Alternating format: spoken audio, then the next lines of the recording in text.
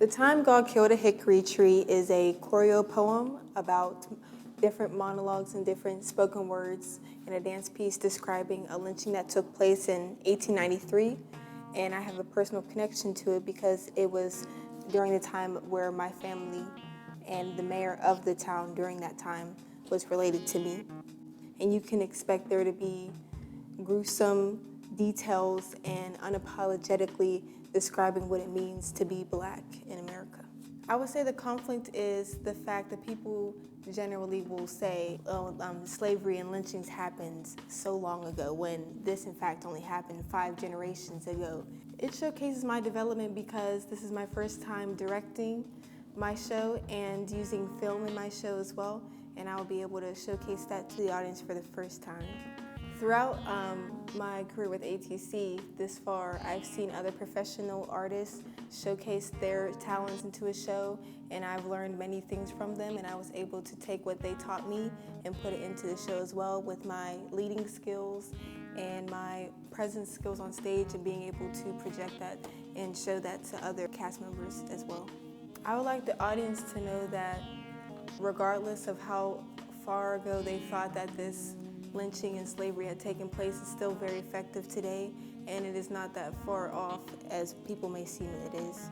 I'm inviting the audience into my mindset by being very abrupt and very straightforward and very graphic, not holding anything back and letting people see it as it is.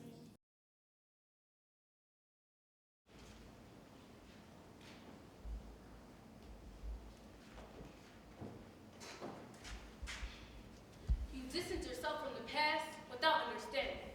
Treat it like ancient history, but stand in awe of the present still today like it's a mystery. You're not like your father. He was a racist. Oops, my bad. Sorry to mistake it. You say you want to change the world, but your plans for my people are a double-edged sword. So what your Facebook photo has an equality filter on it. If the discussion of Black lives throws you off kilter, you bask in your unearned privilege. Because to you, Africans are naked in a village. Asians think and speak in an accent. Mexicans in fields with their backs bent. You say you want to wear hijab and misguided solitary, but to you, brown-bearded men on a plane are still scary.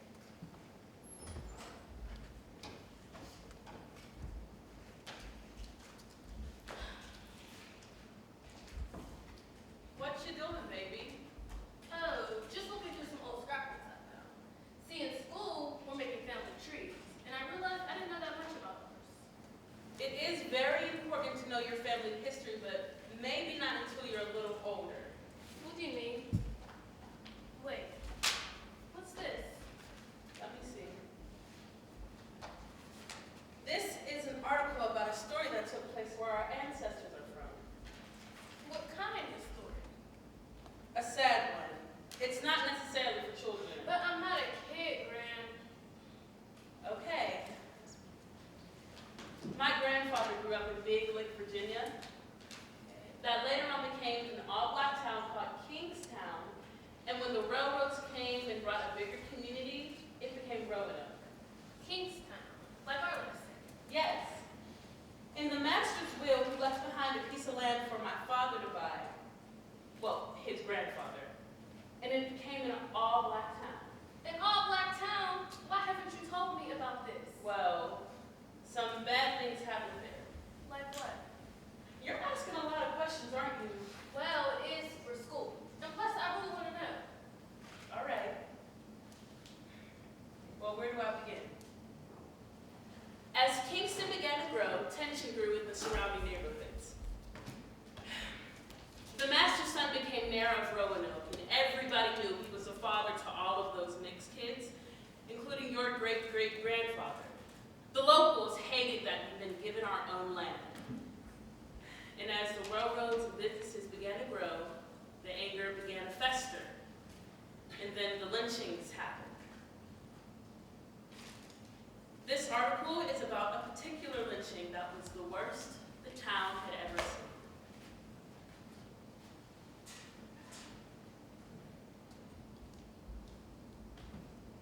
Did I ever tell you about the time I almost had dinner with the mayor?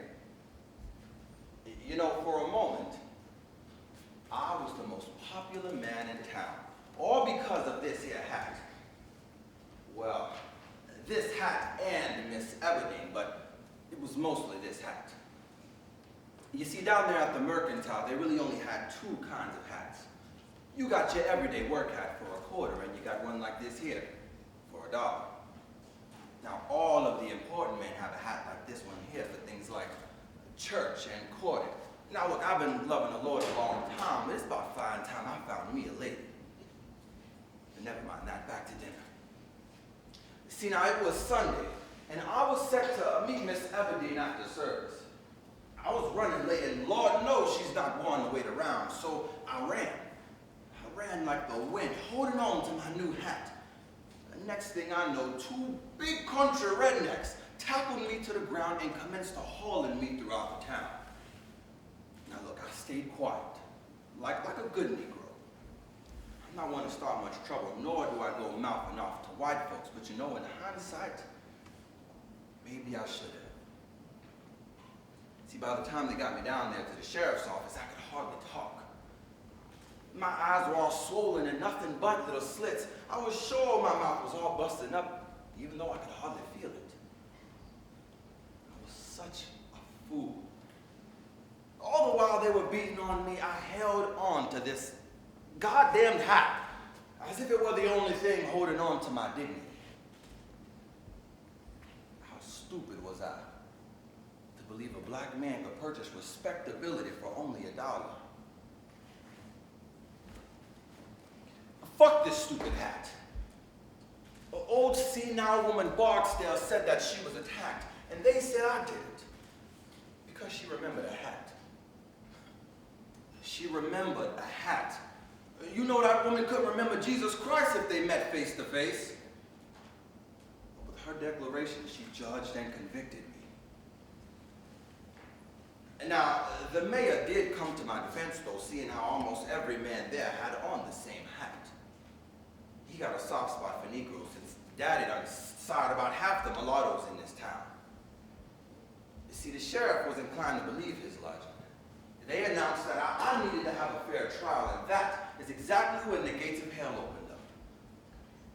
See, now, I never really fancied myself special in any kind of way, but on that day, it seemed as if the world danced to my heartbeat.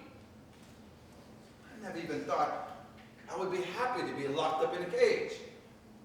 But I praised God Almighty the day the sheriff turned the key to my cell. You see, all the local law was there to protect me from the growing mob. I prayed all that day until the gunfire started. Then I knew my fate was sealed. I just knew that I'd be hanging from an old hickory before sundown. Oh, Lord, have mercy on me. Now, the angels, they told me the rest of the story as I rested there in his arms. They told me a heap of those good old boys died that day just trying to get to me. I'll take their word for it. I haven't really seen much up here. I guess maybe they weren't invited into his glory. Women even used their good shears to cut off all my clothes as I just hung there. One even tied a piece to her daughter's pigtail. Insatiable devils. The angel's words now, not mine. You see, even in death, I wasn't enough. My body was cut down, and it was deemed unworthy of the coroner's table, yet somehow they saw fit to lay me out on the dinner table of the mayor. After all, he did betray his own kind just to earn me an ounce of justice. You know, I never made it to the coroner's table. The rebuff mob cut my body down and dragged me down by the river. All this dragging around has left me plumb naked. You know, there's nothing like when a community comes together. Hand over hand. They stacked wood and laid my body out on the prowl. Fine sturdy wood and pounds of coal and oil, all for me. For me. 4,000 white folks and my own sister stood there and watched me ascend on into heaven. Ash by ash, floated up into the everlasting. You know, as strange as it may seem, I relish in those words the angel spoke to me. I left the earth in glory, and an entire town that sacrificed their souls just to watch a black man burn.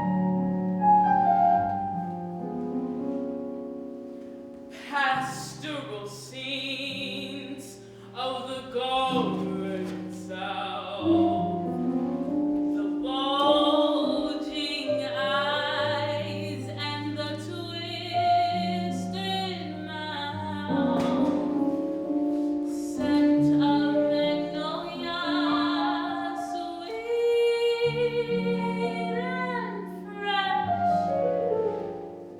Then the sudden smell of burning flesh. Here is the fruit for the groves to pluck, for the rain to gather, for the wind to suck, for the sun to rot, for the trees to come. Here is a strange and bitter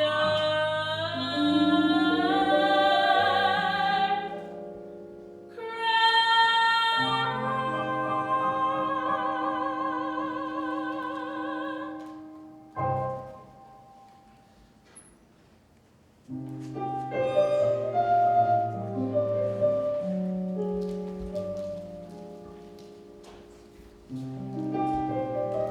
On a whim, you see, you voted for supremacy, to preserve the flightless bird of whiteness. For policies the rational deem absurd, this one's for the team. For co-workers and Chinese steel beams, Daddy worked up from his bootstraps, but lost his pension in a Wall Street mishap. Your privileged life is a subdivision filled with opioid addiction and is now in the hands of the greedy, destructive political grandstand. But hey, everything will be all right because after all, you are still white, but your grandkids aren't. Colonization, subjugation, eradication, declaration, constitution, emancipation, segregation, marginalization, defamation, legislation, incarceration, frustration, transformation,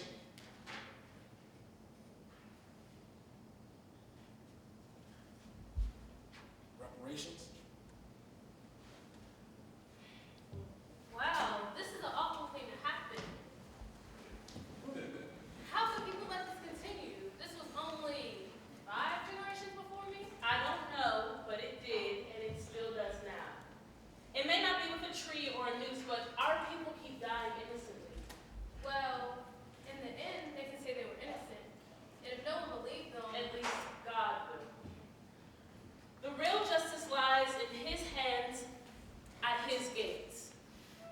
They can torture us all they want as long as they know what's at stake. Thomas said an entire town sacrificed their souls to emasculate, as if Thomas was Jesus Christ and all of their sins would evaporate. Our sons cry out, "Have mercy on us," but they will be the ones begging on their knees, "Oh Lord, have mercy on me," and my justice will grant you no peace.